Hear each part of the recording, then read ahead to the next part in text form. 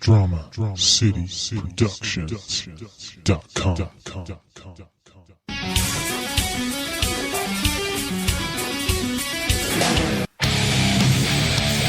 You are plugged in for the Podcast Wrestling Society, where you can get dynamic weekly pro wrestling and MMA related content.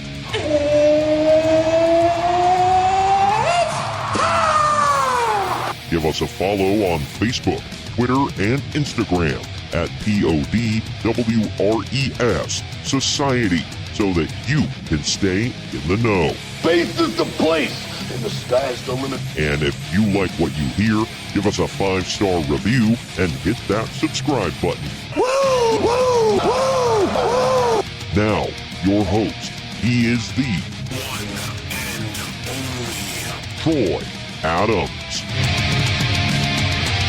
Join us for Wrestling Wednesday every single week, where we bring you the latest and greatest from around the wrestling and MMA world here at the Podcast Wrestling Society. I'm your loving leader, benevolent host, Midwest Monster, and the only man asking for the Championship Scramble match to be re-added to WWE 2K, Troy Adams. And joining the society today, he was voted co-host Rookie of the Year for 2017 by None of Your Business magazine. He is Das Wonder Dude. He is Greg. What up, Greg? What up? The hell? Don't start with that crap. Channeling my inner Jim Cornette. Well, then you gotta have a trash mouth and talk about how terrible God is and the Republicans and all that stuff. And Oh, yeah, but, at the end of the day, I'll get to like WWE, right? Because I know how much he loves it. oh, well, yeah, he loves the new product. That's his favorite. Everything new is great. Well, he especially loves New Japan with all the flippy stuff and all that. My gosh. Young Bucks, mother effer. Yeah. Hashtag dive. Yeah. He hates them, right? Yeah. I mean, I think he likes them as people, but he hates, anything they do in the ring. Because, And he hates them, but he loves Joey Ryan, right? Oh, yeah, he absolutely loves Joey Ryan. Absolutely. Wow. Cool. This was just... Can we not give that guy any more airtime? Yeah, well, anyway, for those of you out there joining us... That are still there. Yeah, after that stupid intro. Thank you for joining us today. We do want to let you know, before we get into all the news that is the news, about our new hookup with Wrestling with Wrestling. WrestlingWithWrestling.com is your one-stop shop for all your news, videos, interviews, podcasts, you name it. They've got the news and reports right there on the homepage, and you can go to various sections for WWE, Impact Wrestling, New Japan and Ring of Honor, indie wrestling from here in the States and abroad. They've got videos from various indie federations that you can check out.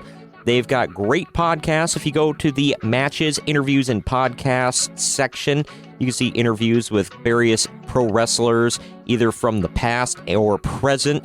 They've got the MLW Fusion podcast, where you can see what the hell is going on in MLW.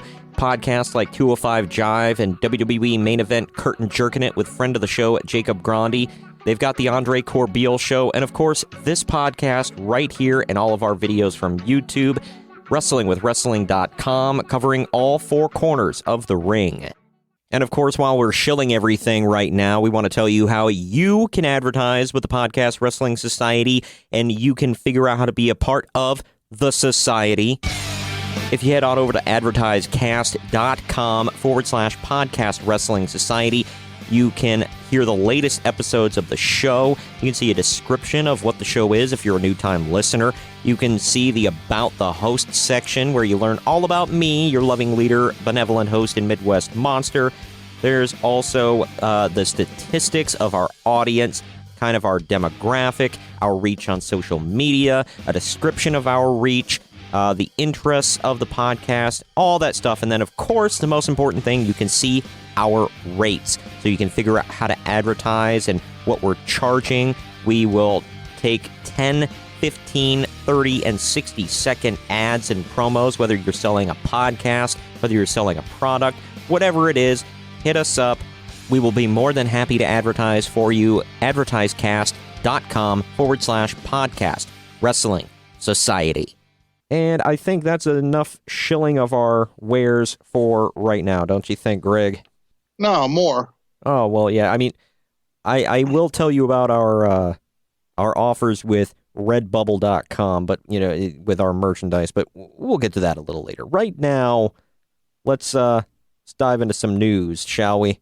I think it's about time to be getting into all that. Of course, later, Kyle and I will bring you all of the fallout from Super Showdown. I don't know why I can never remember the name of that damn show.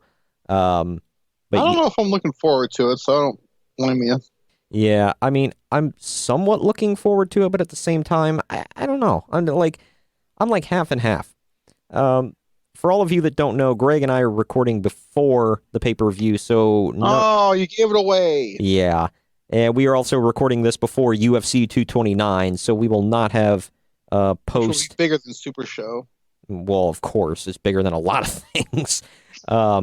But yeah, so we will not have any post-show news from that. However, we will do a wrap-up and give our opinions on the show. That will be exclusive to YouTube, though. So go to youtube.com and search for the Podcast Wrestling Society. And don't forget to subscribe and click the little bell on the videos to be notified whenever we post some new content. Remember, if you subscribe, Troy's going to contact you personally and thank you. I will not. That is false advertisement, Greg. That is fake news. We only do real news. Fake news. Okay? Not huge. You do that too well.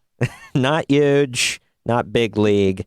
No. Speaking of which, Donald Trump's hair is in the game, WWE 2K19 again. Oh, well, I'm sold. Exactly. That's a selling point right there. But I took a picture of it. I just love that you know that already. Yeah, well, I was going through the different hair in the creator wrestler mode, and I found that, and I went, "Oh my lord, it's in again!" And I was talking to Kyle, and I was like, "Check this out!" And I take a picture and I send it to him over Facebook, and the caption of the picture just said, "Huge." He's like, "Holy crap!" I'm like, Winning. "Yeah, it's in the game, bro." I was like, you can create him, and then you can create Obama, and you can have a war of the presidents. Or you can make them a tag team. I'd rather create Trump and Rosie O'Donnell. Remember that amazing match they had on Raw?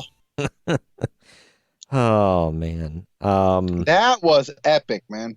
Well, yeah, it's just like words cannot express the epicness of that moment. It will live in infamy forever. And, like, I don't understand when they had Raw 25 not too long ago, why they didn't bring that up and show highlights of it again. That was huge. That was a big moment. It was right up there with... I would argue that was the moment, but yeah. Yeah, it was right up there with HLA, man. Oh, what? Yeah, that's right. I got an HLA reference in. But anyway, yeah, if you go to YouTube... There's anything wrong with that. Yeah. If you go to God dang it. If you go to youtube.com and search for the Podcast Wrestling Society, you'll find our channel. It's the same logo on there as you see on all of our podcasts. And you subscribe, and not only will you get the wrap-up and our opinions on UFC 229 and an exclusive video, but you will also see the list, bro, for this week, which Greg and I are bringing you the top 10 betrayals in wrestling history. Should be good. I'm excited for that one, actually, because... it was tough. Yeah, I want to see... picking 10. I know. There were quite a few good ones. I've bumped so many off my list. I have some honorable mentions. I'll wait until both of us list, our top 10, and then I shall go over those. But, yeah. So check those out. And, of course, like I said, after the news, Kyle and I are bringing you the wrap-up and the fallout from... what happened at Super Showdown. It's going to be a long haul, 4 hours of wrestling starting at 4 a.m. Eastern Time for me, which would be 1 a.m. Pacific Time for you, Greg. Yeah, I think, something. I don't know. I never got that time zone thing. Yeah, it's just time zones don't make sense. I don't know. You out there in Narnia time. So, But anyway, and those, and, This is real, folks. so somebody actually said this crap. But yeah, so 4 p.m. Eastern, or sorry, 4 a.m. Eastern, 3 a.m. Central, 1 a.m. Pacific, and people in Mountain Time can go screw themselves. So, Wow. Oh, how do you really feel? I'm in Mountain Time. I'm just kidding. Yeah, screw Denver. I knew you would agree. All right. Let's get it. For no other reason than the Broncos. Oh, well, that has to be the one. But Not yeah, like the Nuggets are a threat to me or anything. the Nuggets are never a threat. Well, nobody's a threat to me. I'm a Warriors fan. But anyways, move on. Well, now, for the last few years, I guess, Carmelo Anthony can yell with pride, I am not a Nugget! Wow. I never thought of that. Hilarious, right? Does anybody get that? Come on. Shout out to Owen Hart and the Attitude Era. Come on. Not one of his brightest moments, but it was And fun. Jason Sensation, who I think made that even bigger. He did. Yeah, he did. As big as that fake nose he wore. But yeah. My God. All right. Well, let's dive into the WWE news here.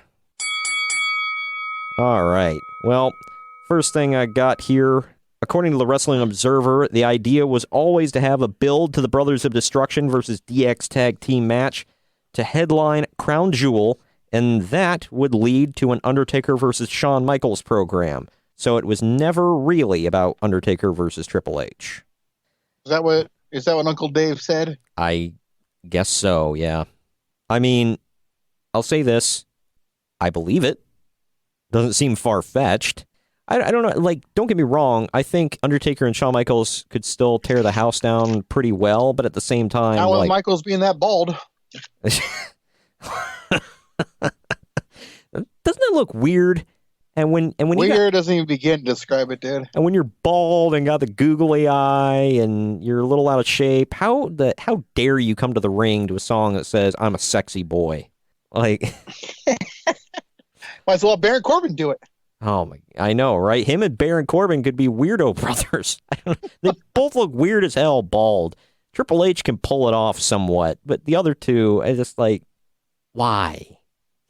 And Baron Corbin looks even weirder dressing the way he does while bald. I'm going to say Shawn Michaels doing it for the same reason Larry Zbyszko did it. Maybe he found like a hair thing that's going to make his hair healthy when it grows back. That's why Larry Zbyszko did it. I hope so. I don't know. Yeah, because, I mean, he was balding, but I don't, like, he had, like, a little bit of a bald spot. He was, like, thinning up top, but it wasn't, like, terrible where he had to shave it. I don't know. I think if he was going to cut his hair, I think he should have went with where he just whacked off the don't say anything dirty, but anyway, he just whacked off the ponytail and I didn't left it that way. Why do we have to have Shawn Michaels versus Undertaker 5021? Because screw you. I guess. This kind of goes back to Kevin Nash. They're just like reaching for stuff now, man. When HCW is coming, dude. Oh, so they need a huge main event. My God, let's not go there. All right, not yet, anyways. My God, this story does kind of fly back to, I guess, recently at some speaking engagement, whatever, for the NWO. Like Kevin Nash said, nobody cares about the young guys anymore. It's all about like the old timers. Yeah. People said he was insane, which he is, but I don't know. He's just trying to put himself over like always. It's all about us. Like, yeah, people care about you because you're a legend, but people weren't like when the NWO was hot. Nobody like you didn't see Bruno Sammartino coming out. It's like nobody cares about the young guys anymore. It's all about us. Nash is nuts, man. That's like. I know. Moments after that quote, by the way, his quad exploded. You don't say. While a brand versus brand match might happen, Survivor Series will not focus on the Raw versus SmackDown theme this year, according to WrestleVotes. The same source says that there is a good chance of a Team Baron Corbin versus Team Kurt Angle Survivor Series match, with the winning captain getting control of Raw. Seems likely. I don't want it. Why? I want an amazing show.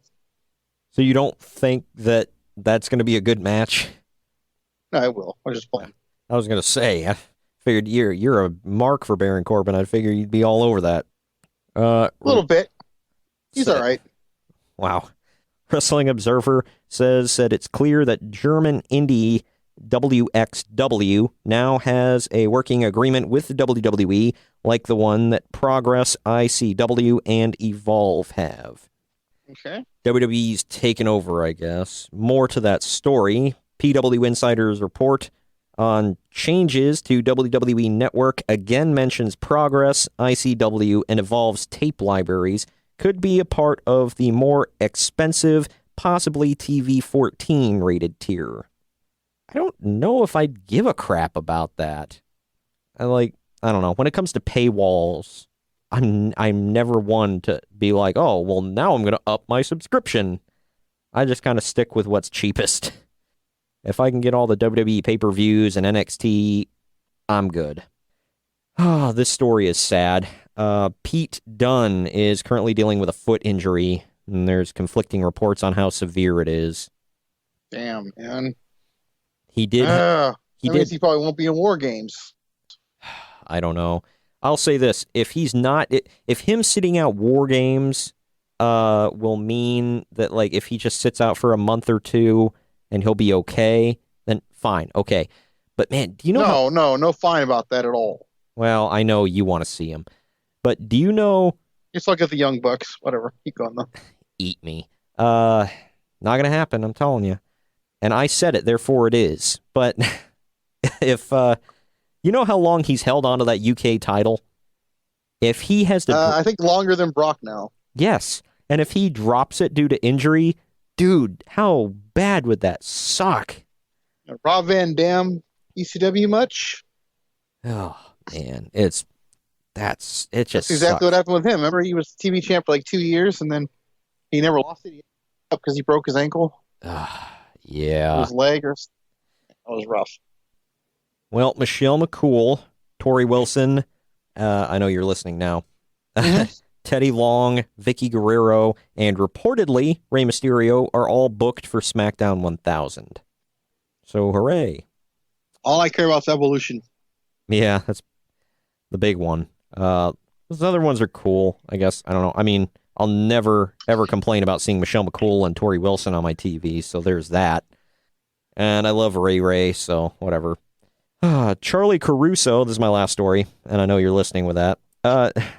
Charlie Caruso joins ESPN under her real name, which is Charlie Arnold, but is not leaving WWE. So she's the female coach, but talented. Wah, wah, wah. She's almost as good looking as Coach, too. Oh, man. Yeah, but her theme song isn't as cool. Oh, man. Whenever I hear that song, I just want to slap him in the face. I don't know why. I know, because that song sucks.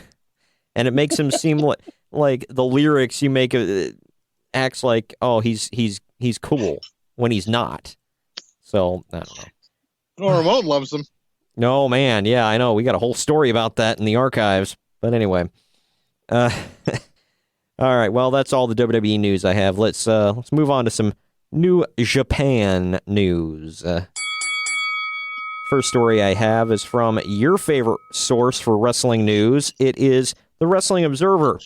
Wrestling Observer newsletter. Oh, yeah, hit me with it. Yeah, Wrestling Observer newsletter says that there is a new regime in charge of New Japan Pro Wrestling, and that there are people in charge who don't have a background in pro wrestling, and that's led to concern within the company. Gee, I wonder if the Bucks are leaving. Yeah, well, this scares me on many levels. As well, let's Jim Herd much? Did he run a Pizza Hut too, or what? I was gonna say let's take a quick break and let's think about how well this same philosophy worked out for another company by the initials of WCW back in the day. We can't have wrestling people in charge of the company. It's got to be outside of wrestling. Ric Flair needs to shave his head and put an earring in his ear. Enough said. Yeah, call yourself Spartacus. Nobody cares about Ric Flair. You're Spartacus, by God. Not even Vince McMahon was dumb enough to get a big star like that and be like, we got to change your name and shave your head, pal. Worst he did was Well, you wanted to call Vader the Mastodon. Yeah, and he did put Dusty Rhodes and polka dots.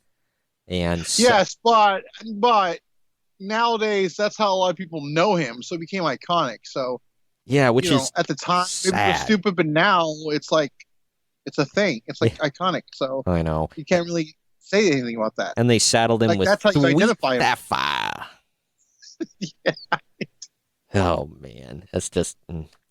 Here's a story just I for. smell some good stuff coming to New Japan, dude. Oh God, man! I was so hopeful when that Peter, I think his name is Peter May took over as president of the company. I was like, all right, he seems cool. He seems like a good business guy, and he respects the company and the culture and whatever. And he seems like he knows what he's doing. He might give it a more Western spin, but now he's bringing in all that. Like, damn it, man! Don't worry, dude. You'll see the Bucks every Monday night. Oh, eat it! What makes you think they'd go to Raw anyway? Because where else would they go? That would be last place. Why would they put like one of the hottest acts in all wrestling on SmackDown? Because the New Day and the Usos are there. Like, who are they going to have good matches with on Raw besides the Revival? Like, that can... I can see them having a good one with McIntyre and Ziggler. Yeah, perhaps. I don't know. I think there's... The feuds that everybody really wants to see with them are on SmackDown. I mean, I don't know. We'll have to wait and see. I still think they're going to get involved in War Games. Oh, God. I hope not. I know you're hoping for it because you're going to be there. But here's a story just for you, by the way, while we're on that subject. There are some who believe that the Elite/Bullet Club will be going to WWE come next year. The plans could already be underway for it. Yeah, and I told you that little clock timer thing you took a picture of or sent me, all it is doing is counting down to New Year's, dude. So it doesn't mean anything. I know, they're trolling everybody. But, well, the biggest troll would be if nothing happens at all. They re-sign with New Japan and Ring of Honor, and boom, nothing happens. Everybody's like, oh, okay. Would it be a troll job or just them telling the truth? What, staying in where they are? Well, they said that, so would that really be a troll job? Well, they're basically trolling everybody who's out there. They would be trolling everybody who's out there saying, oh, they're definitely leaving 100%. They're going to go, and making a big thing out of it when they haven't. They themselves, the only time they ever say anything about it is when they're asked about it. They're not like coming out and making statements. So they're Why would they? Well, they're more replying to people and like. Well, why would they come out and make statements though? To troll. They don't have to. Yeah, but like when people ask them about it, then they'll be like, "Oh, let's throw some gasoline on the fire and see how we can get the smarks all riled up like we always do." Well, it's kind of getting you riled up. I'm not really thinking anything about it. The only time I think anything about it is when you mention it. I don't know. Sure. Speaking of that, Uncle Dave noted on Wrestling Observer Radio that a bit on the latest Being the Elite about a Triple H note to Hangman Page was a nod to WWE making a play for him and Page deciding to stay with the Bullet Club. So for now, he's not coming to WWE, but he has not ruled it out if that's where the Bullet Club goes. Well, I'm sure plans will change. Well, what's funny is don't get me wrong, I like Hangman Page. I think he's very talented and all, and he's got a weird, I guess, cowboy style gimmick. I don't know. He wears cowboy boots, so whatever the hell. But he's cool and all, but he's just being dragged along for the ride, right? Oh yeah. There's only 4 people that anyone wants. Anybody else is just extra. Yeah, it's Cody, Kenny. I mean, and it could even be Bucks. 3. I mean, I don't really, I'm not like hurting for Cody. No, but and the thing is, this is what always makes me laugh. I'm seeing more and more and more people on the internet saying this. Oh, he's overrated and he's not as good as people say he is. Like, no, I'm not saying he is. However, people are paying to see him when he's in the main event. So if you're going to talk about him, quit paying your money to go see him. It's like Roman. I'm pretty sure the people aren't the ones going to see him, though. Perhaps. I mean, I don't think there's a perhaps about that. Why the hell would they and then go watch him? There's no perhaps about that. Most likely. Makes no sense. Yeah. Well, I don't know. They're probably not paying if I to don't see like someone, him, I'm not but- going to go pay to see him. I mean, I wouldn't. If I lived in Chicago, I probably wouldn't have went to All In. Just because I don't really care about him. Yeah, well, I was going to say, you didn't really care about much of that card anyway, so. Oddly enough, the one match I wanted to see was that one, but yeah. it still turned out to just be another match that I was like, wow. Well, they're going to have a rematch, It's going to be a 2 out of 3 falls match, actually. Yeah, that one should be better. Yeah, I think that'll be pretty good. I like both of those guys, so. I was just kind of like let down at that match. I thought it was like, could have been better. I felt like it was missing something the whole time. A little bit, but at the same time, I thought that was one of Cody's better matches that he's had in years, so. I don't know. I thought it could have been better, but at the same time, I felt it was, entertaining for what it was. But all right, well, that's all the New Japan news I have. Let's run through the couple stories I have from elsewhere in the wrestling world. First off, we gotta make You're gonna say what? You're gonna say TNA. Just get it over with. Well, we gotta make a stop at. They've moved south of the border now, Greg, so you care even more about them. Impact Wrestling will be holding their November TV tapings in Las Vegas. Oh, man! That's closer to you. You can go. You want to talk about money? Well, yeah, man. High Rollers will be there in the front row. But you got to put them opposite Hard Cam, though, because, they talked about that on Pritchard's podcast. You put the High Rollers and whatever that get the comp tickets opposite from Hard Cam, whatever. But, because they're going to sell out, hanging from the rafters, man. Impact Wrestling.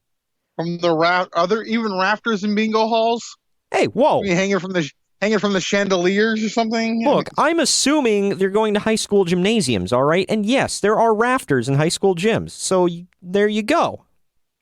Yeah. I don't know if I'm sorry. I would apologize, but who the hell did I offend?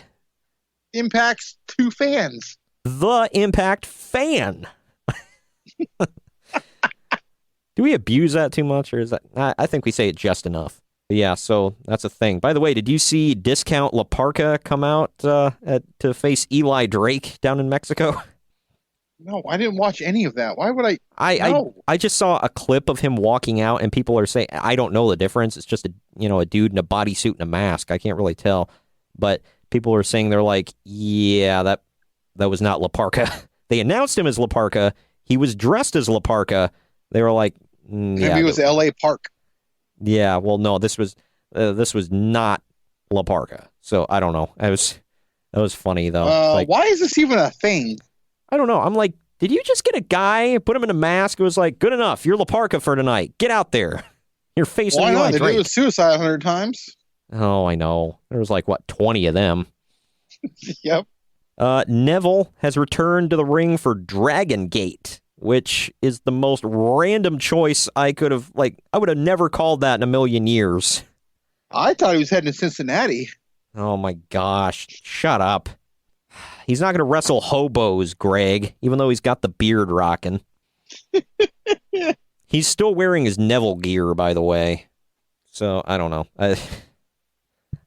Why Dragon Gate, though? Of all the freaking places, you can't tell me that people that can pay him more than Dragon Gate weren't willing to shell out some dough. I don't know. Maybe that's just a pit stop on his way back to WWE. God, I hope. Yeah, we'll see. Straight back to...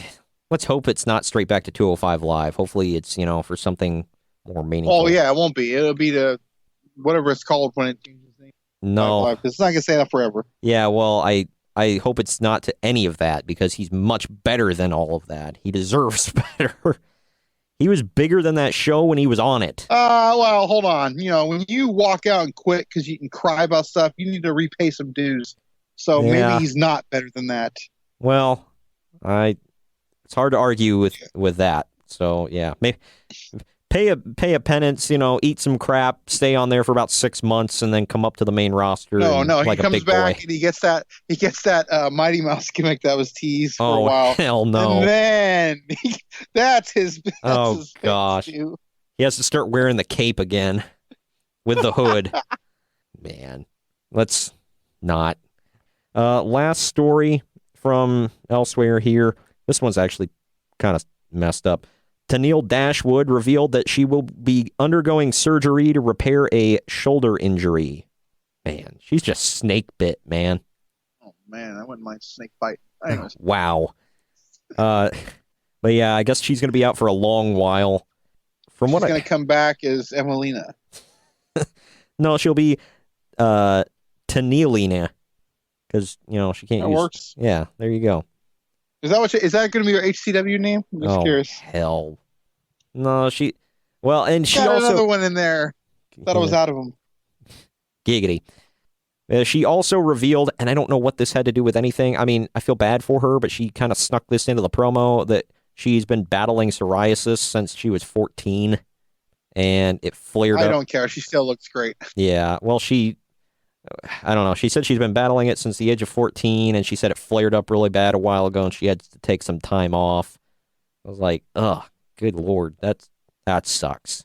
I feel bad for her. But yeah, she just can't cut a break in her career, man. Like, she's always down, like, with some kind of freaking injury.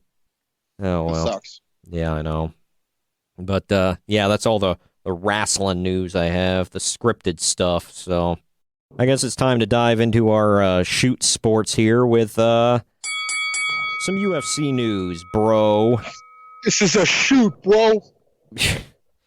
Wow. According to ESPN's Brett Okamoto on Twitter, the main event for UFC 230 on November 3rd will be Valentina Shevchenko versus, help me out here, Sijara Eubanks. I don't even know who the hell that is. It was supposed to be Joanna Jacek. Yeah, well. And they canceled it. And I guess she didn't even get word about it. She heard about it on the internet. That's pretty messed up. Yeah. I mean, I didn't think she deserved the title fight. Like you just said, who the hell is that Eubanks woman? I don't know how the rankings work in frickin' UFC, man. They don't. I guess not. So, I'm not even going to try to pronounce, I guess, Sijara, whatever, Eubanks. She has had 5 fights in her career. 5. And she's 3-2. She's just above 500. Yeah, Ward's title shot. She is number 4 in the official UFC women's flyweight rankings. That's awesome, I guess. That division is terrible, so whatever. I guess so. When they're picking number 4, and it's somebody who's had 3 flippin' fights in their career, I don't know. I don't get UFC sometimes, man. Staying on the women there, former strawweight champion Joanna Jacek and former women's bantamweight title challenger Valentina Shevchenko. Well, now I'm seeing this story says they'll fight at UFC 231 in Toronto, Canada on Saturday, December 8th. But it's impossible if Shevchenko is going to be fighting at 230. She's not going to... They expect her to take no damage. I guess. I don't know. Like, you're seriously going to book 2 fights in, like, back-to-back months with somebody? People have done this. Have they? Mm-hmm. Yeah, it just doesn't seem like a smart move to me, because it's like, what if... John Jones, when he won his first title, he won the right to fight for the title 4 weeks prior. Okay, so is the fight at 230 a non-title fight? Or is that the title fight, and then... That I don't know.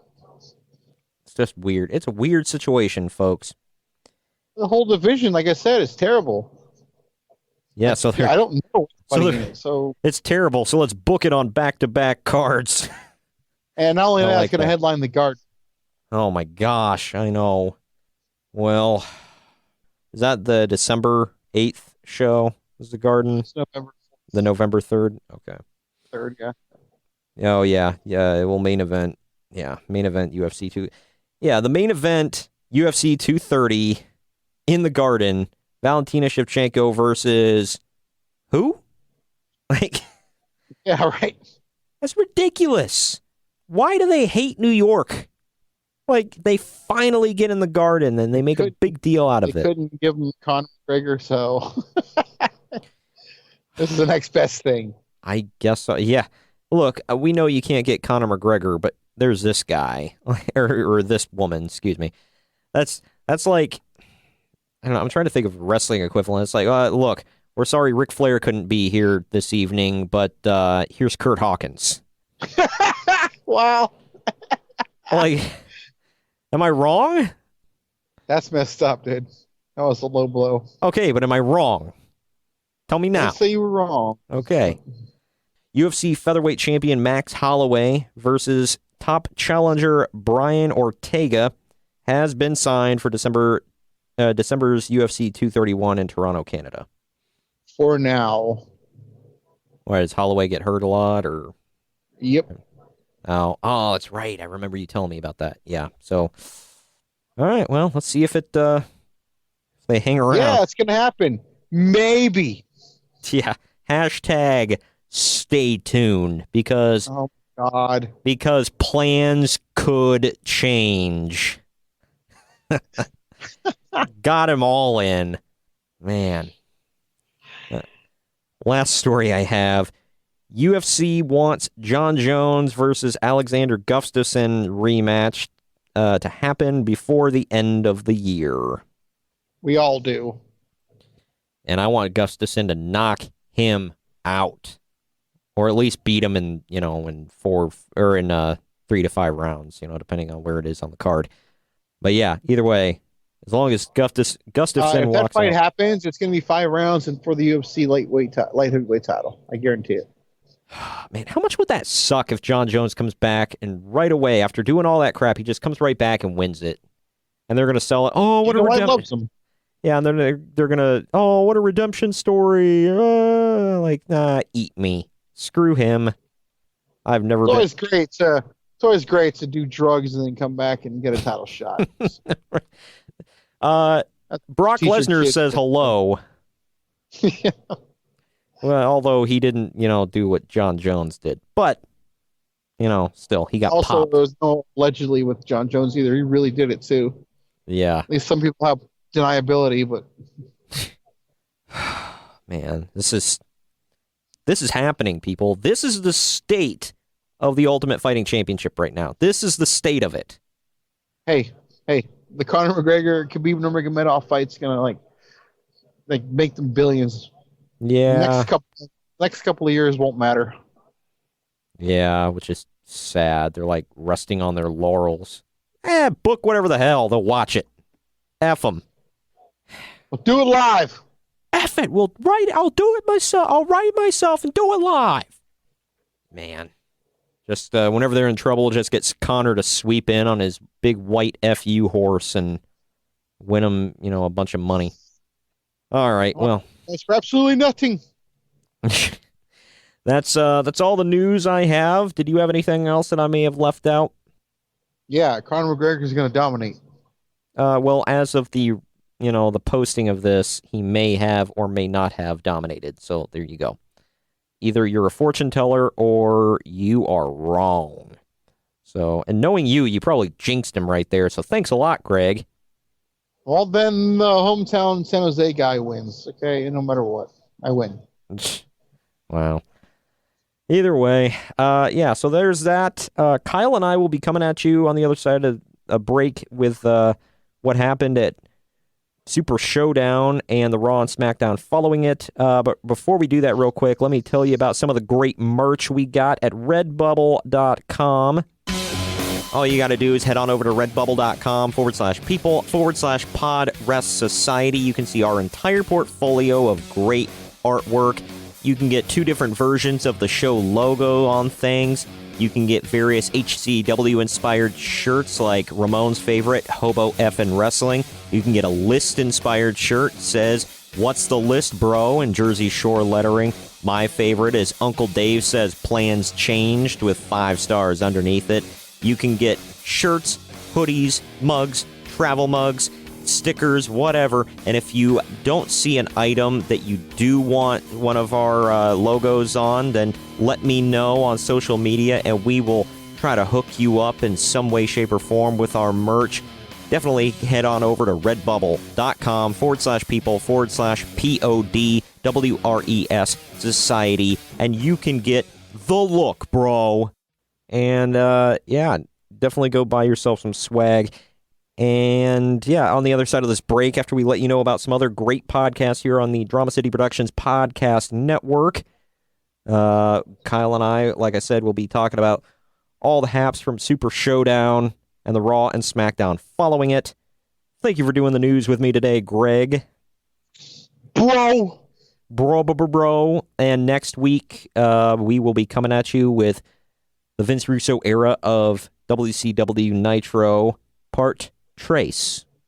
Part 2 of era number 2. Yeah. Yeah. It's all fun. Definitely thank you all. This is going to be a brutal one, by the way. Oh, yeah. So you know. Brutal, but fun.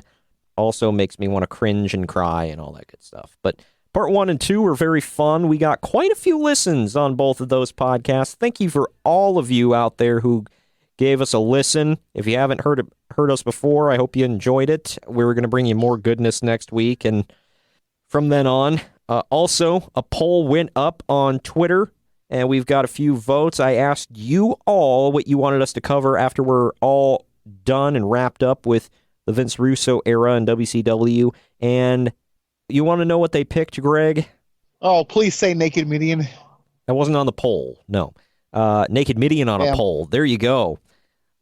Bro. Bro. The back will fall off, bro. When he was naked, I cried, bro. But no, you all, the listeners, I gave you all a chance to vote on Twitter, and you all picked 1995, A Year in Wrestling Review. Oh, boy, they want to put themselves through some hell. Themselves? We're the ones watching the crap. Yep. They just have to hear about it. So bless their little hearts. Thank you all for... Oh, man. I will tell you, that was the one thing on the poll I was really rooting for. The other options were a retrospective of kind of a review of Starrcade 1994, which that's kind of a spoiler of something that's going to go down in the future. I'll say that. But, yeah, so... Starrcade 94. Yes. Hulk Hogan versus Brutus the Effin' Barber Beefcake. Not just... He wasn't just Brutus the Barber, either. He was the Butcher. But, yeah, so that was on that show. Yeah, that match was booked, and that match happened, folks.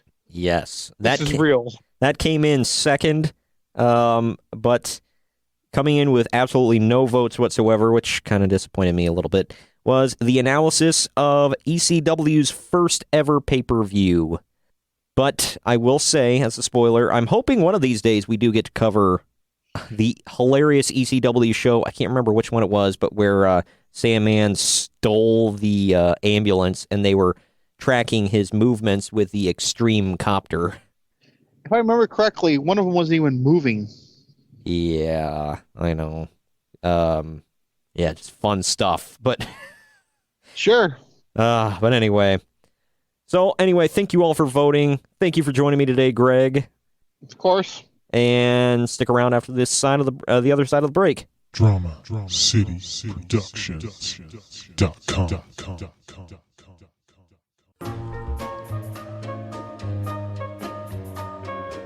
Small Town Mentality Podcast with your host, Ben. A podcast about nothing and everything. A podcast where we get together with friends, drink beer, and see where the conversation takes us. We don't edit. We don't care what people say.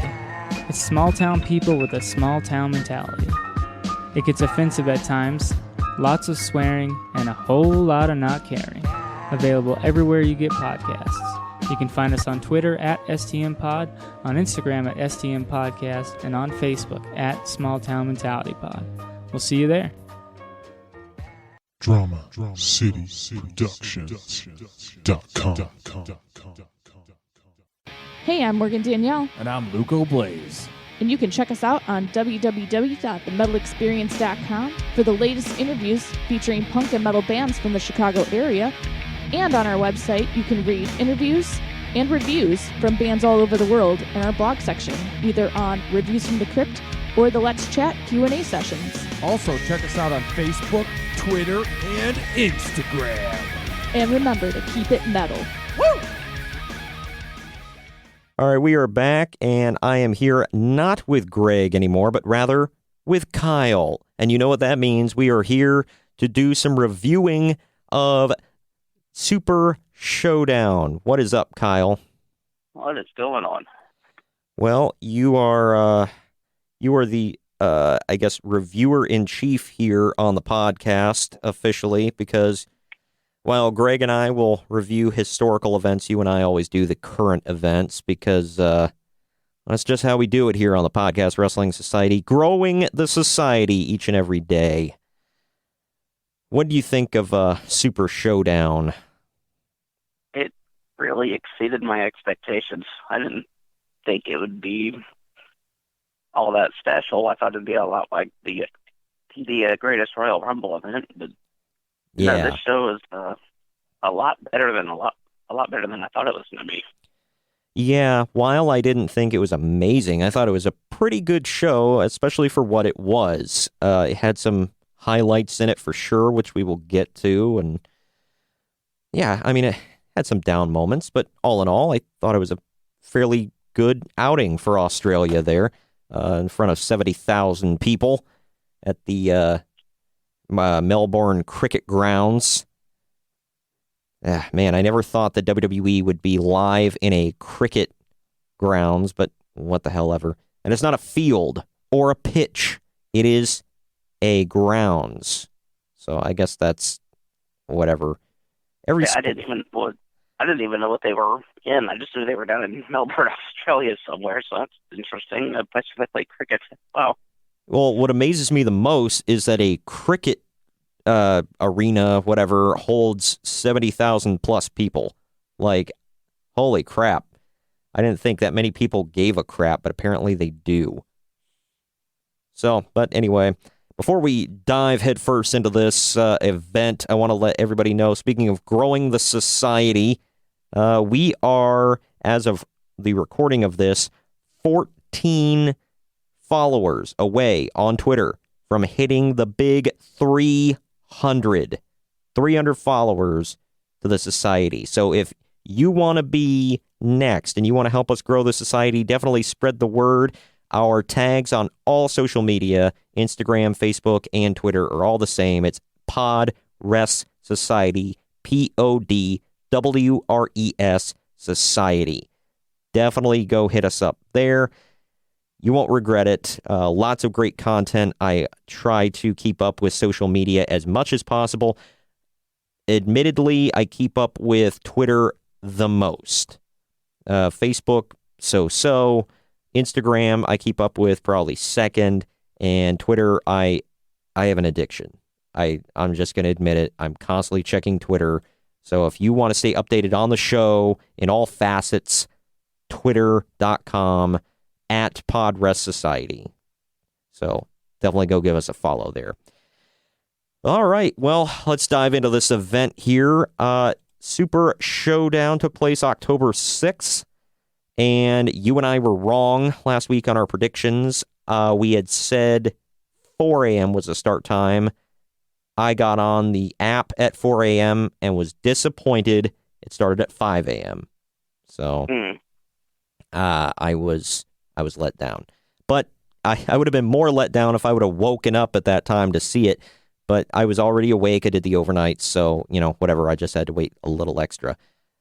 But as I said I was going to do, I only watched part of the show. I watched until the end of the WWE title match, shut it off, came back to it later in the day, finished it up. Good show. I avoided all spoilers as well, so that was good. What about you? Yeah, I did too. Yeah, I stayed off social media the entire time, especially. That's really hard for me to do, especially when I'm at work and when I have 2 breaks during an 8-hour shift. Right. I have to find another way to entertain myself for 15 minutes or so. So, yeah, it was a success. I was able to do the same thing to the Greatest Royal Rumble events. So, Yeah. Well, there you go. And hopefully you're able to do the same thing for Crown Jewel.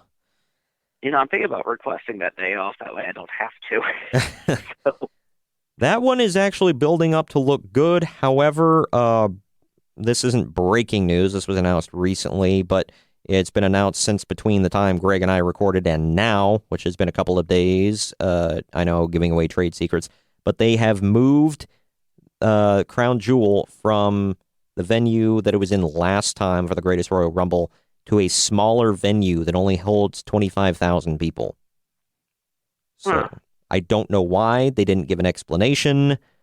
But, yeah, I mean, 25,000 is still respectable, but compared to what they had last time in that King Solomon or whatever the hell venue there, this is smaller. So, and they didn't really give a reason, especially when we're less than a month away from Crown Jewel, and they did this. So, I don't know. Interesting. But, yeah, we'll see. Surprising. It sounds like a much bigger event than what the Royal Rumble thing was, but we'll see. Yeah, I'm looking forward to it. We'll get into some of that in a minute. Let's dive into the results here. The New Day defeated Cesaro and Sheamus DeBar in 9.5 minutes.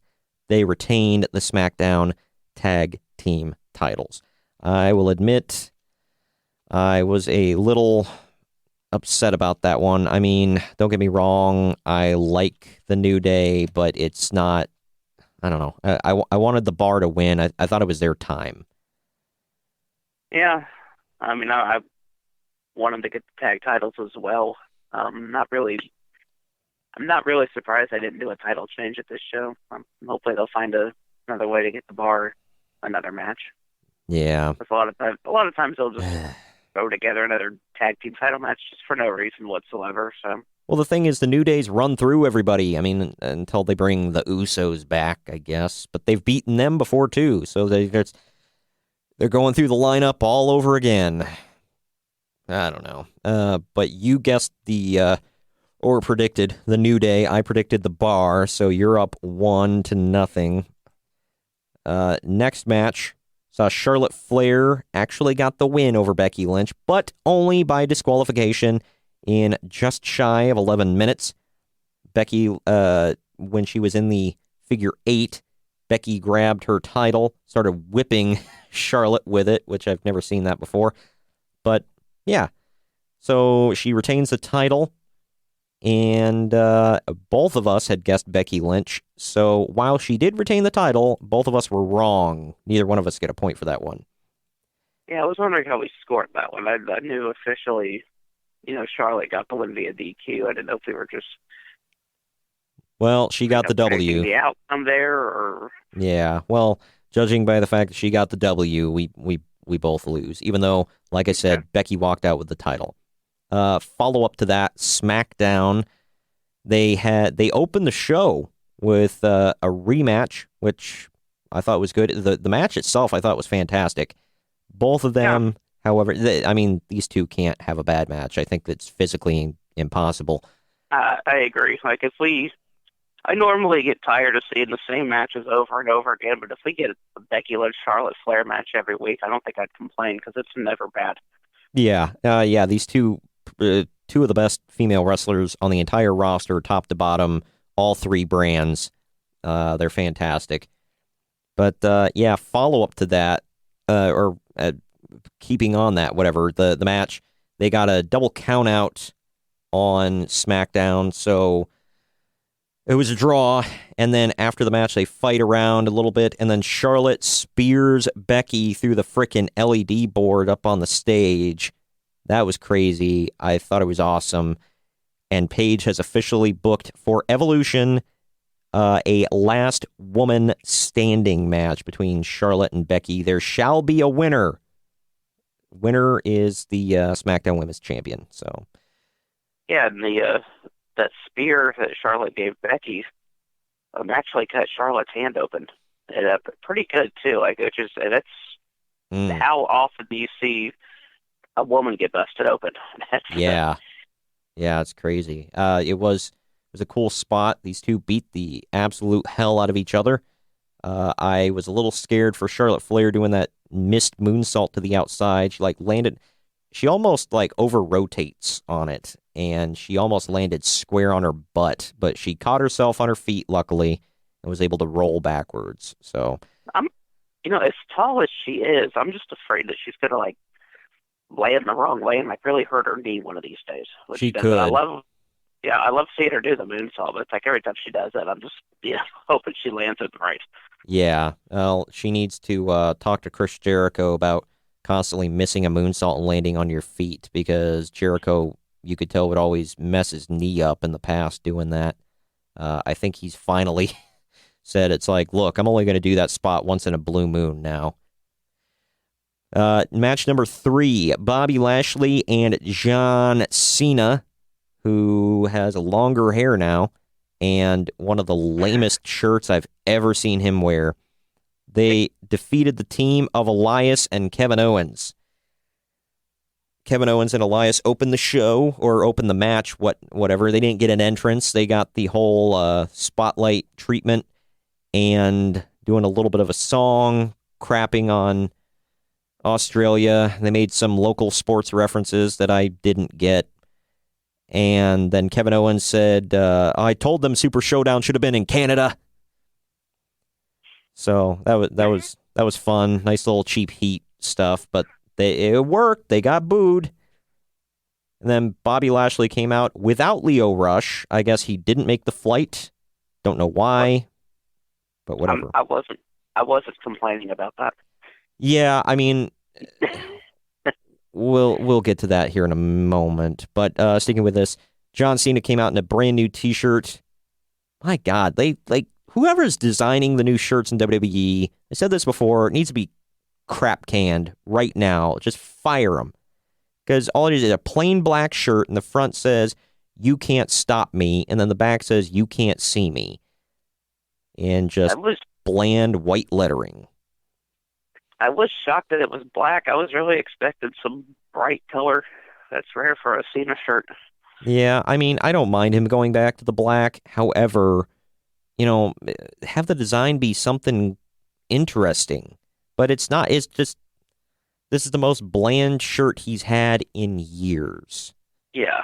You can tell they were just trying to pump something out, and they ran out of ideas.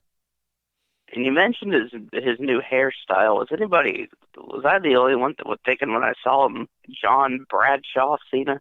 Yeah, that's been the meme all over Twitter and Instagram and Facebook. Everybody's just, they said, well, he goes from feuding with JBL to becoming JBL. Yeah. Wow, okay. My wife said that it looks like it ages him and he needs to go shave his hair now. But she said, he looks like a dad. I'm like a dorky dad. And I'm like, yeah, a little bit. And then I've seen other people, they were like, doesn't he look like, the dad that comes in the room and is like, hey, Tyke, how's it going? Wasn't he in a movie recently where he played like a dorky dad type character? I thought. Yeah, he was in that Blockers movie, but he didn't have that hairstyle in it. He had his old military cut going on. I did not watch Blockers. It looks so stupid. Yeah. And I don't like the one guy in it that's like one of the other dads that's in the movie with him. I can't stand anything that guy is in. Neighbors, that, just whatever.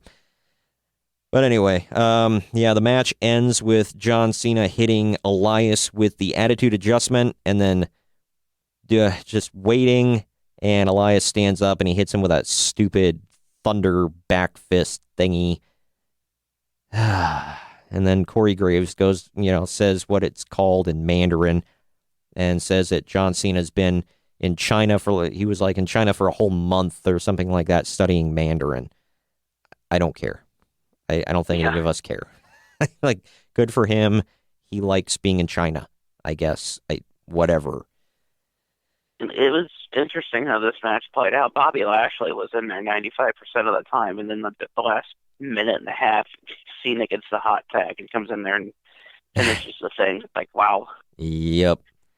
This match went 10 minutes, 5 seconds. John Cena delivered a promo at the end of the match, saying it was good to be back home in the WWE, blah, blah, blah. Didn't really say anything of any substance. So, yeah, I mean, international show, Cena got to talk.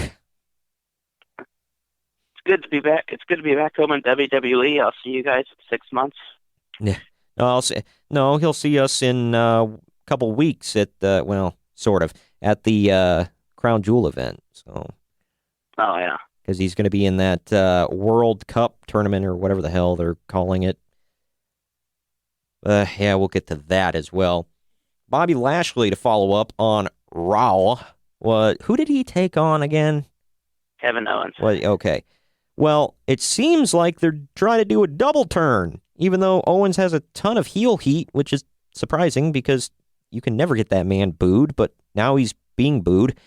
But he was full-on babyface in this match, sort of. I mean, he wasn't acting babyface, but he was getting a babyface reaction.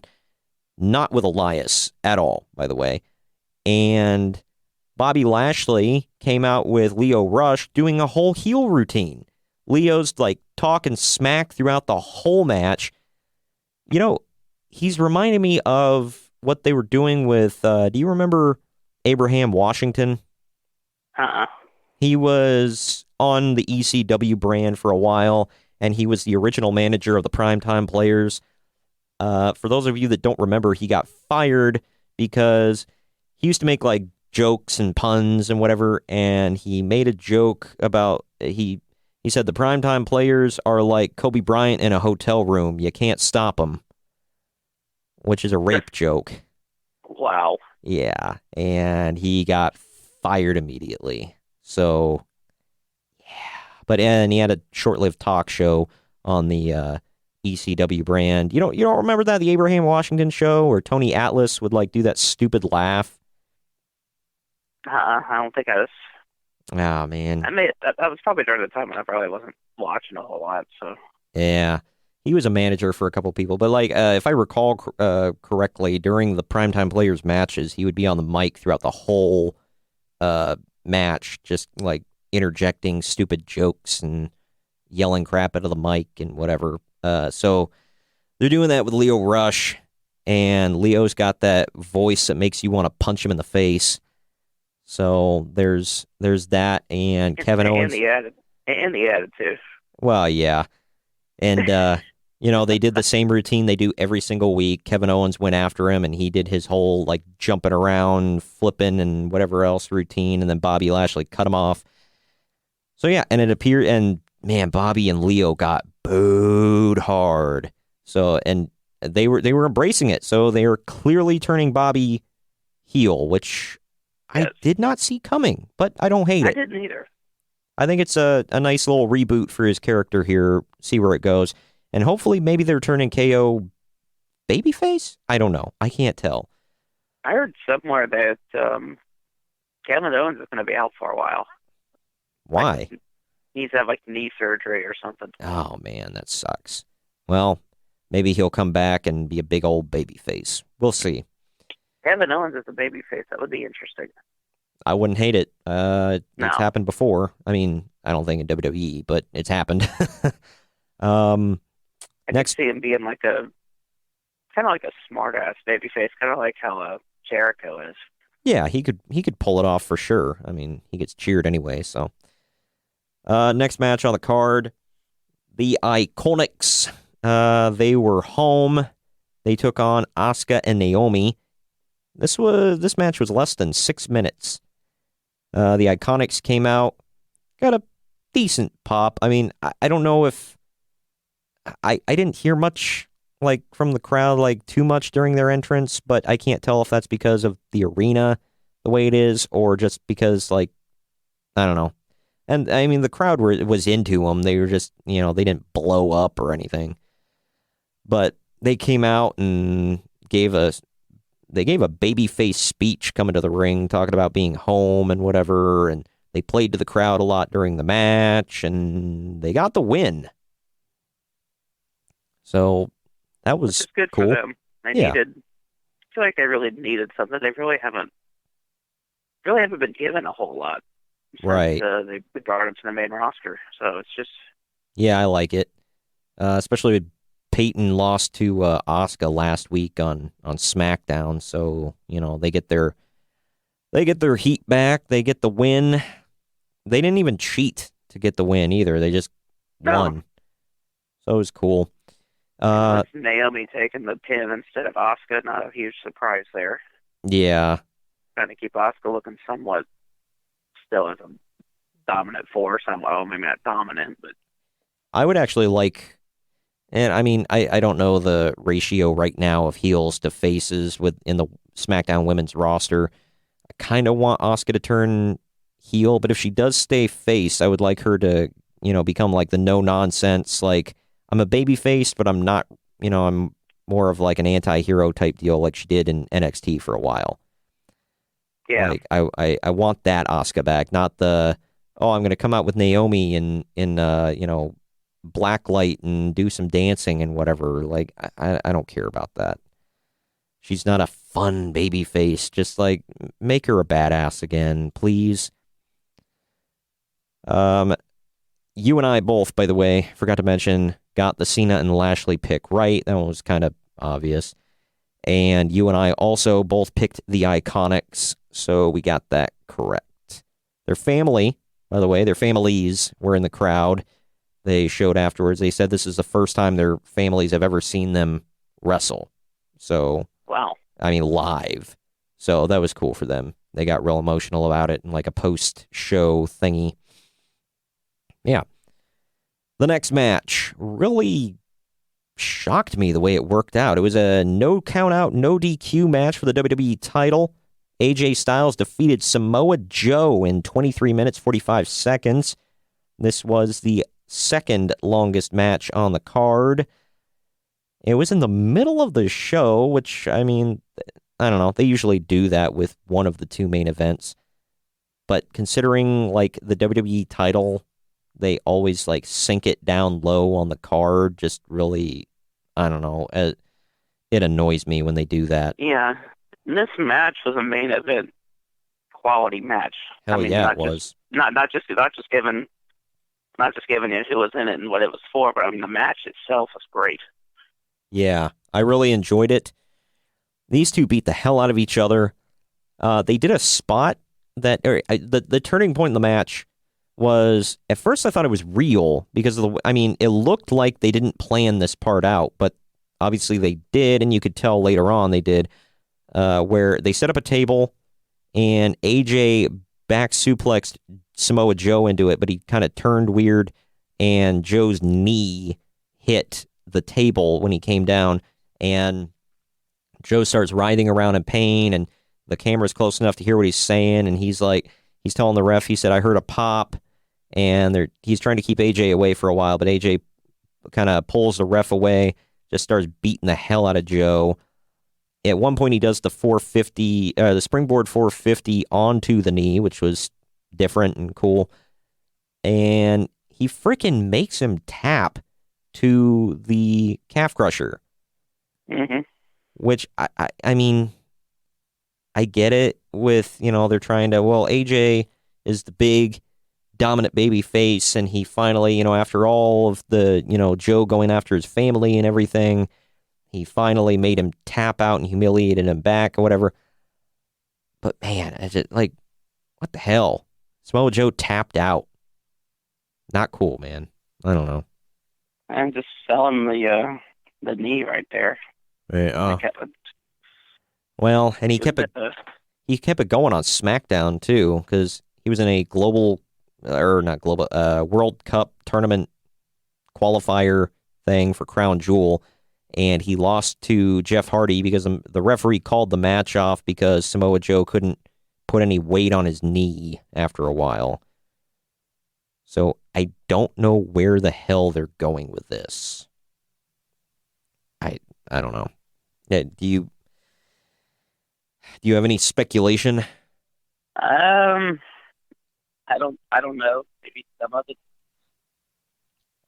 some of it's real. I mean, I haven't seen Like, I didn't see the referee give the signal that there's a legit injury during either of those matches. Yeah. But Well, you got that pick right, by the way. You picked AJ, I picked Joe. So, let's see, 2 for both of us there, and then you had 1, and 2.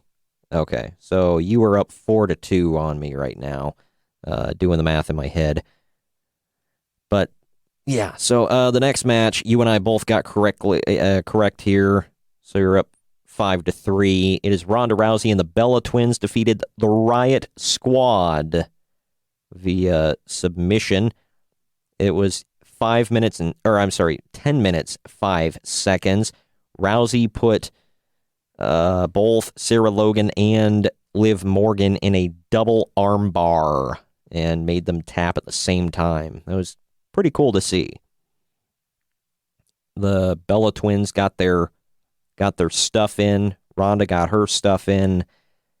And Ruby Riott actually has a tan now. I guess she was out in the Australia sun. Did you notice that?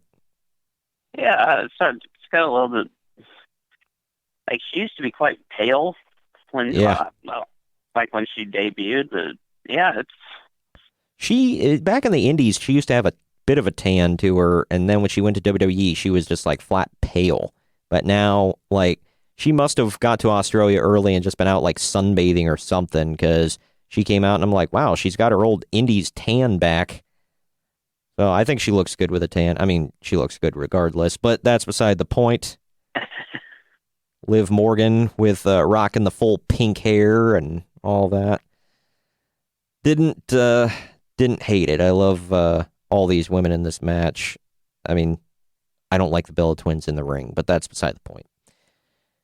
They was what it was. I think the Riot Squad deserves a lot more. They're a lot better than what they're being showed. Yeah, I know. I hope they get their spot soon, like a good, good spot. They compared them to like a female Shield, and it didn't. Yeah, it's like, no, the Shield didn't do as many jobs as the Riot Squad does. Yeah. However, they do on occasion make Ruby look strong, so that's good. I would like to see her have a run with the title within the next year, but I don't know. We'll see how it works out. And I really think Sarah Logan could be a big star. Yeah, she could. Something in her that. Yeah, I could see Sarah Logan doing something. I could see Liv Morgan doing something in the future, too. She's a little cute and whatever, so, I know Vince likes them, as seen in Alexa Bliss. I wouldn't know. I haven't seen her really cut any promos, but I don't think Liv Morgan has the mic skills that Alexa does, but you never know. Right. Speaking of... They're never put in that position, so who knows? Yeah, I know. Speaking of runs with the title, you and I both got this next pick correct. Cedric Alexander's over-year-long streak of never being beaten and holding on to that cruiserweight title for a long time finally came to an end as Buddy Murphy had a huge homecoming. Crowd blew up for him like a god, which was crazy to me. I mean, I get that he's hometown boy, but good Lord, they like bowed to this guy. Isn't he supposed to be a heel? He is, yeah. But in Australia, it's, he wouldn't watch this match. Oh, I know. The crowd went nuts for him. But yeah, Buddy Murphy got the win. He's the new cruiserweight champ. Started the match hot with a big old running V trigger. And I was like, holy crap, is that it? No, it was not it. They had, in my opinion, one of the best matches of the night. It was top 3. Oh, yeah, this was an amazing match. I didn't know what to expect from it. I'd never seen Buddy Murphy wrestle. I've seen Cedric Alexander many times. Always been impressed with him, but I haven't sat and watched like a whole Buddy Murphy match. I don't know if ever, but I've seen clips, like highlights of his matches, and he's been doing pretty good lately. But he finally won with at one point Cedric hit the lumbar check, and I was like, it's over. But he kicked out. I'm like, man, That's awesome. And then he goes for a springboard, and Buddy catches him in midair with a V-trigger knee. I don't know if he just calls it the pump knee or whatever the hell, but I'm calling it that because that's what Kenny Omega calls it. But anyway, he hit the knee in midair, picked him up, and he hit that like a pump handle spinning slam deal. And it was kind of a cool finisher. And then he wins. New Cruiserweight champ, baby. So that's that. Next, we go to the second six-person match of the night. It was The Shield defeating Braun Strowman, Dolph Ziggler, and Drew McIntyre, the Dogs of War, in 19 minutes and 40 seconds. This was the third longest match of the night. If I hear Michael Cole yell "Brothers to the Bone" one more time, I'm going to vomit.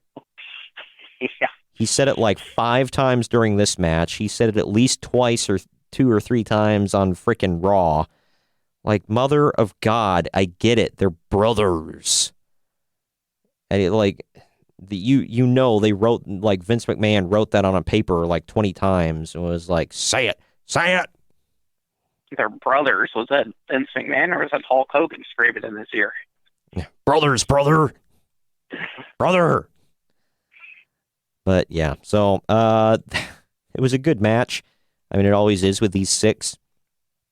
I enjoyed it. They had a rematch. They teased it at the show at Super Showdown, and I was like, they're not gonna. They've made it too obvious where they can't do it now. They teased where all the Dean Ambrose is gonna break off from the group, and he's gonna turn on his brothers, but it didn't happen. He joined with them, and then they all, put their fists together at the end of the match, signaling that, all is well in Shield world, I guess. Yeah, Ambrose ended up getting the pin on Ziggler too. Yeah, so there you go. He gets the W for his team.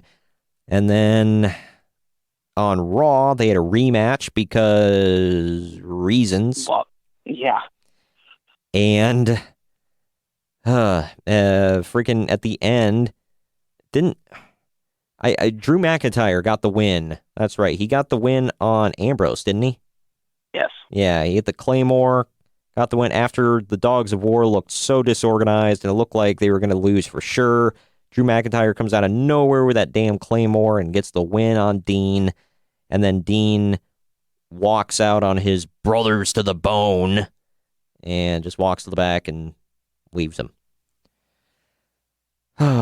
So they're still teasing it, even though they look to squash it at Super Showdown. I guess that's non-canon, whatever. Maybe Ambrose just had to use the bathroom really badly after the match, Are we done here? I've got to take a crap. For any of you that remember Austin Powers 3. But, yeah, so there was that. The second to main event match of the night shocked the hell out of me. By the way, both of us picked the Shield for that one, so there's another ding. The second to main event match of the night, it was Daniel Bryan getting the win over The Miz to become the number 1 contender for the WWE title. That wasn't the most shocking of the match, though. The most shocking thing is it was over before it began. 2 minutes, 25 seconds. Bryan gets a roll-up, gets the win. Everybody and their mother is shocked. Yeah. It wasn't really a match. It was just a meeting, I guess. I don't know. I had picked The Miz. You picked Daniel Bryan, so there's another tick for you. Yeah, it was almost like it was a botched finish or something as quickly as it went. Yeah, I thought that too, because they did a small package, and it was 1, 2, 3, and at first I was like, did Miz forget to kick out, or did something mess up or whatever? And I'm like, no, they had the pin on like real tight the whole time and made sure that it stuck. So I mean, you could tell it was, they did it on purpose. I'm like, okie dokie then. And they had the they had the graphic on the screen almost immediately. You know, Daniel Bryan versus AJ Styles at Crown Jewel for the WWE titles. I mean, Bryan was supposed to go over. Looks like, yeah. Well, and then on SmackDown, they had an episode of Miz TV where the Miz called out both of them, and both of them basically talked crap on the Miz the whole time, which seems to be what happens on Miz TV. And then when Miz felt the heat, you know, it looked like they might do something physical to him and he wanted to talk crap, he gets out of the ring and talks crap on the apron before taking off. Oh, man. I don't know. It was cool though. I'm very much looking forward to seeing AJ versus Daniel. Oh yeah. And they had you got a preview of that in person on the SmackDown after Mania, and I wasn't disappointed. Yes. I was disappointed that there wasn't an outcome, but I mean that was a great match leading up to it. Yep, what I got to see. They're probably going to tear the house down at Crown Jewel. It's going to be good. I'm looking forward to that match. That's one of the only. Believe it or not, I'm actually looking to this forward to this Crown Jewel card. Like so far, it looks good. Main event of the night, you and I both got it right. It was Triple H with Shawn Michaels defeating The Undertaker with Kane in his corner, 27 minutes, 35 seconds. Triple H apparently made it no DQ, so you knew it was going to happen. And let me say a couple things about this. One, why the hell is Kane out there? Like, he didn't really do anything, right? Like, he got put through a table. Yeah, he got put through a table. But the thing is, like, the whole reason for him being out there, wasn't it to be the equalizer since Triple H was bringing out Shawn? And Shawn kept getting involved, and The Undertaker was the one that had to beat him away. Kane didn't do anything. I think a lot of the times that might have been after Kane was put to the table, though. No, it was before. Shawn kept popping up on the apron, or he kept distracting the ref, or doing something, or slipping in, whatever. Kane just stood there the whole time. He got involved one time, and when he did, he got super kicked, and he got put through the table. That was it. Past that, he did nothing. He was just a big red idiot over in the corner. I guess he just wanted a trip to Australia, I guess. I don't know. I guess so. He wanted to get paid for sitting on the beach. It was weird. I don't know why the hell he was there other than the finish. And we'll get to that in a minute. Yeah, Shawn got involved a lot. You knew where it was going. You knew how it was going to go. But it took a chair, a sledgehammer, Shawn Michaels, and everything else under the sun. Finally, Triple H beat The Undertaker after all this time. And they had that, finally. Oh, thank God. Oh, you did. It's like, Shawn had this look on his face, and you could see him yell, finally. And it's like, yeah. He was like, man, about damn time after, we basically dropped a nuke on him for you to freaking be able to beat him. It was stupid. But this match had a lot of good storytelling to it, and it had a lot of things that you saw in previous matches between Triple H and The Undertaker. It reminded me a lot of WrestleMania 17. There is a spot in the match where Undertaker hit Triple H with a tombstone. Everybody probably thought it was over. Triple H kicked out at the last second. Undertaker got pissed and actually knocked out the referee. I think the same thing happened in their match at 17. And they also went out into the crowd and had a brawl, which they did in the 17 match as well. And the only thing that annoyed me about that brawl in the crowd was The Undertaker just like gingerly was holding Triple H by the head, just like walking him around all over the place, and Triple H wouldn't do anything. I'm like, is he seriously just like out on his feet and you're able to just like walk him around like a child in the store. Like, do something to him. Punch him every once in a blue moon. Something. But it was a weird thing. I don't know. I didn't care for it. But I mean, I'm picking at nits right now, but all in all, it was a fairly decent outing for two old men. They did really well, four old men. They did really well, I thought. And in the end, they're all hugging. Triple H is literally crying because, I finally beat The Undertaker. Thank God. Like, yeah, the one person you have not been able to successfully bury in your career. Good for you. But he wins, and, they're all shaking hands and celebrating, all four of them in the ring. And then they look like they're getting ready to go, and Undertaker and Kane just knock the hell out of them. They put Shawn Michaels through the announcer table. They tombstone Triple H. It was, yeah, and they leave him laying. Then we see on Raw, they come out in their singles t-shirts, and Triple H is he's in the game mode. He's not in COO mode because he came out in a t-shirt, jeans, and leather jacket. And then Shawn Michaels comes out, and they're talking crap about what happened, at Super Showdown. They rip off their shirts, and they've got brand new DX t-shirts underneath them that looks like a motorcycle club. They're okay. Like, the new shirts, They're all right. I'm not going to buy one, but they're okay looking. But yeah, so they make it official. It's going to be the Brothers of Destruction versus D-Generation X at Crown Jewel.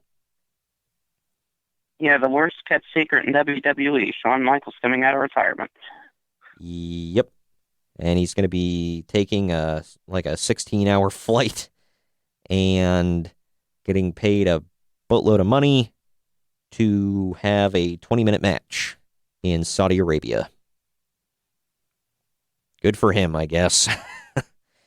But from what I hear, it's leading up to another old man versus old man match between Undertaker and Shawn Michaels.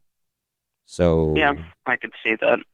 Take that for what it's worth. And it kind of makes sense that he'd come out of, like, how long you said, I've stayed out, I've stayed retired due to respect to, for The Undertaker and everything. And now he comes out of retirement, but he's working with Taker. So it's kind of, it's still there, like the respect for Taker. So it makes sense. Mm-hmm. Yep.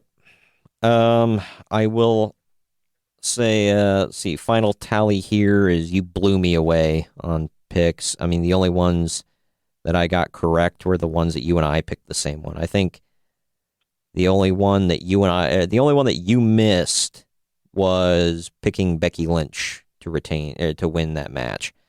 She did retain the title, so you were like half right. Everything else, you got all the picks correctly. I did not. So, but whatever. It was a fun show. I don't mind about getting the picks right or wrong. Something we didn't touch on. I just realized the women's thing. Well, what happened? Yeah, what happened on Raw after the Bella Twins and Ronda Rousey? There was a rematch again for whatever reason. The two 6-person matches, they rematched them on Raw because, again, reasons. And I guess they wanted to have the happy ending at Super Showdown, so they didn't do anything then. The Bellas, even though they showed at the beginning of the match, Ronda was arguing with Nikki over who was going to start the match, and they kind of planted a little seed there. They kind of argue again on Raw, although this time it's all three of them in an argument over who's going to start, and Brie decides she's going to do it, so she starts the match. But at Super Showdown, they all celebrate together. Yay, yay, we're all BFFs. On Raw, not so much. After the match, the Bellas clock Ronda from behind. They get into it, and Ronda starts beating them down herself, but Brie comes up from behind and shoves her head first into the ring post, and they beat her down, and that's that. But they've Which, basically proven that it's going to be Nikki Bella versus Ronda Rousey at Evolution. yeah, and I thought they were going to do this at the Super Showdown, but yeah, they saved it for the following night on Raw. So they probably should have, but yeah, they were like, nope, we're going to do it then. So it looks like that's where they're going. I guess they officially booked Nikki versus Ronda at Evolution for the Raw Women's title, and I just hope to God that Ronda destroys her. So that's all you need to do if you want a title shot in WWE. Just attack the champion. I guess so. That's the way it seems like it goes. It doesn't work that way on heels. If a heel gets attacked, he ain't giving you crap. But baby faces are stupid. I don't know. What makes anybody think that Nikki deserves a title shot anyway? Because she's a Bella? Who cares? Yeah, that's the role, isn't it? I guess. She's not dating John Cena anymore, so that's not an excuse. I don't know why they have such a soft spot for frickin' her.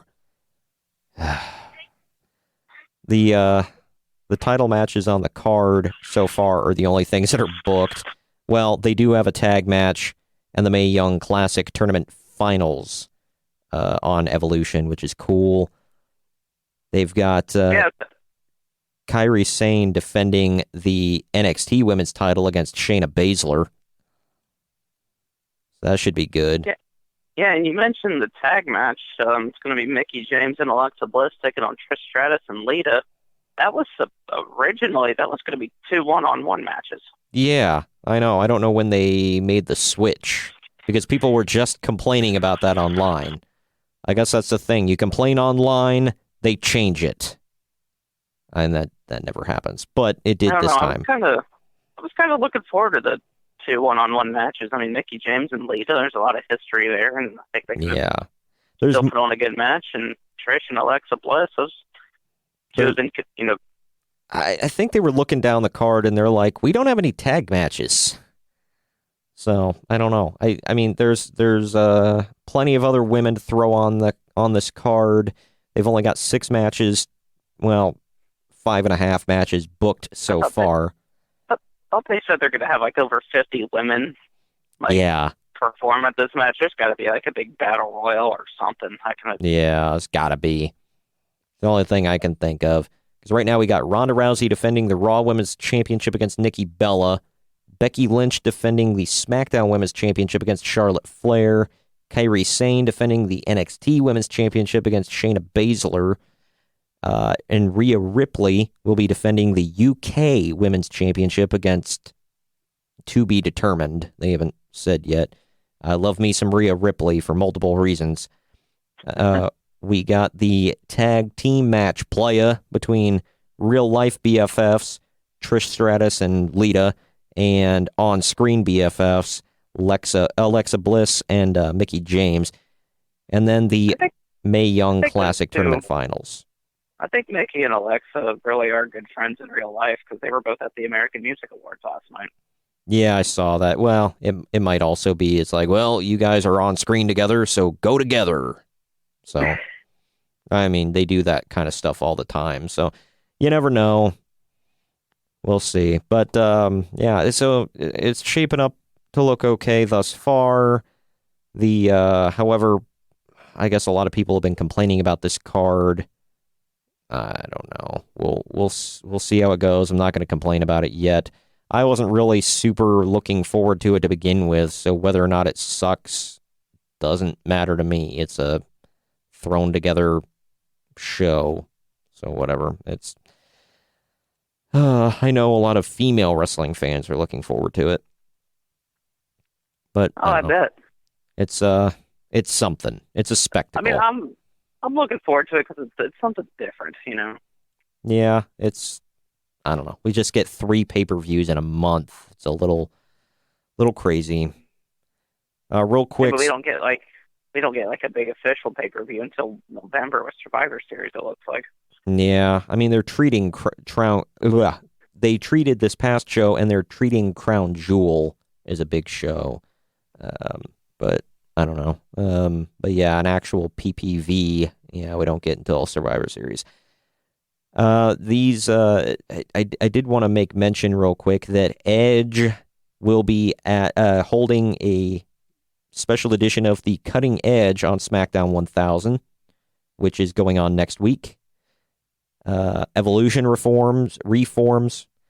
The Undertaker will be there. So that's something. There's going to be a confrontation there. Yeah, could be. Never know. And I can't think of any other reason why they'd reform Evolution on SmackDown when that was a Raw faction. yeah, I know. It's a little odd. Real quick to go over what's going on this weekend. Impact Wrestling's Bound for Glory show. It's their biggest show of the year, for whatever that's worth. Just the matches that are booked thus far. I'm seeing. There's going to be the main event is Austin Aries defending the Impact Wrestling Championship against Johnny Impact, or Johnny Mundo, John Morrison, Johnny Nitro, whatever the hell you want to call him. Let's see. The Tessa Blanchard will be defending the Women's Championship against Taya Valkyrie, who is married to Johnny Impact. A Concrete Jungle Death Match, whatever the hell that is. The Latin American Exchange, Santana, Ortiz, and Conan will take on the OGs, Hernandez, Homicide, and King. OVE Rules match, which whatever the hell that is, too. Ohio versus Everything, Dave Christ, Jake Christ, and Sami Callihan will take on Brian Cage, Phoenix, and Pentagon Jr. One-on-one, Eddie Edwards versus Moose. And a tag team match, Matt Sydal and Ethan Page versus Rich Swann and To Be Determined. So, if any of you give a damn, that is what is going on. I guess Ethan Page is brand new there, so all ego Ethan Page. So, tune in for that, or don't. I'm not going to. So, whatever. By the way, somebody tweeted Chris Jericho and said, I think I Am Jericho should be at the crown jewel for the World Cup. And he tweeted back and said, no thanks. Yeah, I just saw that here a few minutes ago. So I guess that confirms that Jericho's going to be there. Maybe. I don't know. He just popped up in New Japan at their recent pay-per-view. So I don't know what he did. I don't know if he defended that Intercontinental Championship or not. I haven't really been paying much of attention. But Rey Mysterio is going to be in a qualifying match, I assume, next week at SmackDown 1000. Next week. Yep. Who's he taking on again? Shinsuke Nakamura. That's right. Yeah, that'll be a good one. So SmackDown 1000 should be fun, should be a good show. Looking forward to it. And Bound for Glory should be whatever the hell it is. So, yeah. Anything else, Kyle, that I might be forgetting? Nothing I can think of. Yeah, me neither. I'm sure something will come to me once we get done recording, but... Right.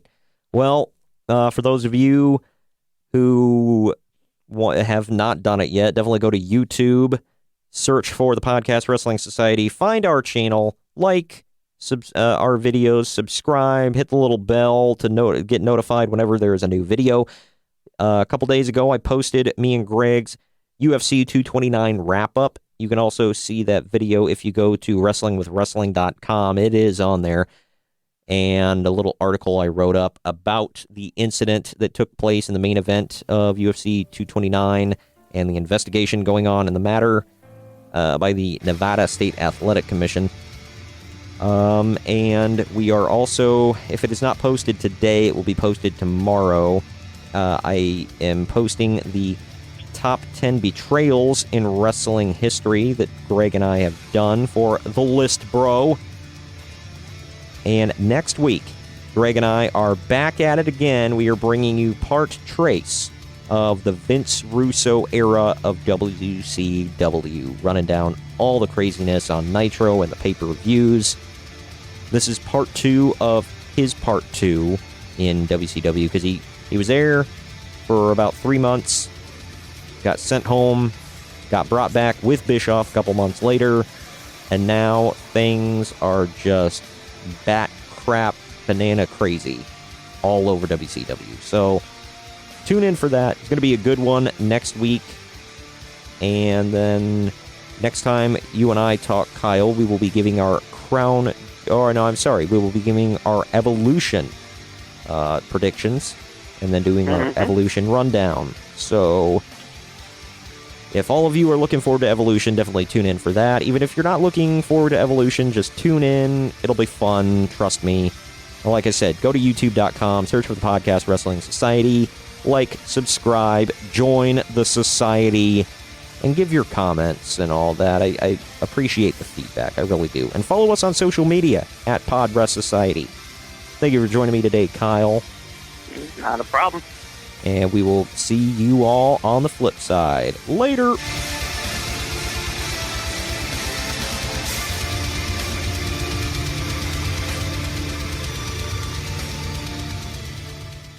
This has been a Drama City production.